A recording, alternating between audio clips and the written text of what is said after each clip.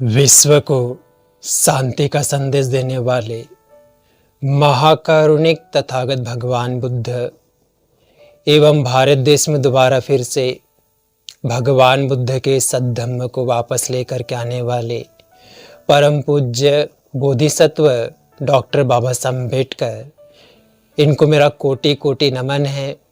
आप सभी साथियों को नमो बुद्धाय, मैत्रीपूर्ण जय भीम। मिलिंद प्रश्न इस बुक में आज हम देखेंगे कि राजा मिलिंद विवेक और ज्ञान के ऊपर भंते नागसेन से क्या प्रश्न पूछते हैं और भंते नागसेन राजा मिलिंद के इन प्रश्नों का कैसे उत्तर देते हैं, उसके बारे में जानेंगे। तो राजा मिलिंद आगे प्रश्न करते हैं कि भंते नागसेन, जो लोग जन्म ग्रहण नहीं करते, क्या वे विवेक के कारण जन्म ग्रहण नहीं करते? तो भंते नागसेन कहते हैं, राजन, कुछ विवेक के कारण, कुछ ज्ञान के कारण और कुछ दूसरे पुण्य धर्मों के कारण ही जन्म ग्रहण नहीं करते।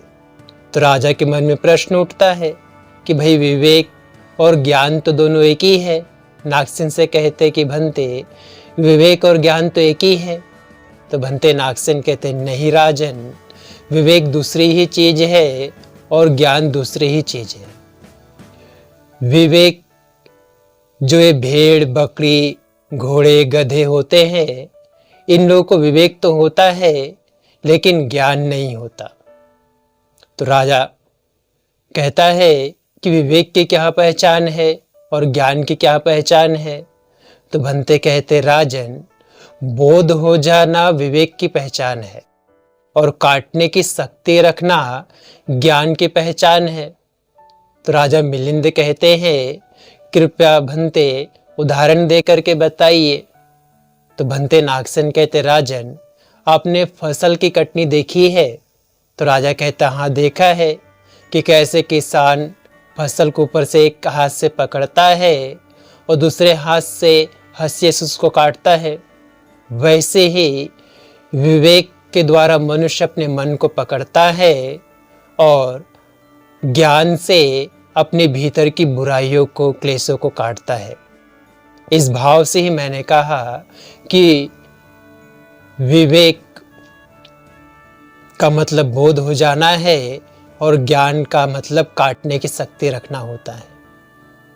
इस प्रकार से भगवान बुद्ध के धम्म को राजा मिलिंद और भंते नागसेन ने प्रसारित प्रश्न उत्तर के माध्यम से प्रसारित किया, जिससे राजा मिलिंद भी संतुष्ट हुआ भंते के उत्तर से और प्रसन्न हुआ और कहने लगा, भंते, आपने बड़ा ही अच्छा उत्तर दिया है, मैं संतुष्ट हूँ करके। आप सभी लोगों ने बड़ी श्रद्धा पूर्वक इस कथा को सुना, इसलिए भगवान बुद्ध, उनके धम्म, उनके संघ के प्रभाव के तेज से आपके परिवार के प्रत्येक सदस्य के जीवन का हर एक पल सुखपूर्वक बीते, प्रसन्नता पूर्वक बीते, मंगलमय हो, कल्याणमय हो। आप सभी सुखी रहे, स्वस्थ रहे, खुश रहे। भवतु सब मंगलं रक्षन्तु सब देवता, सब बुद्धानुभावेन सदा शुद्धि भवन्तु ते। भवतु सब मंगलं रक्षन्तु सब देवता, सब धम्मानुभावेन सदा शुद्धि भवन्तु ते।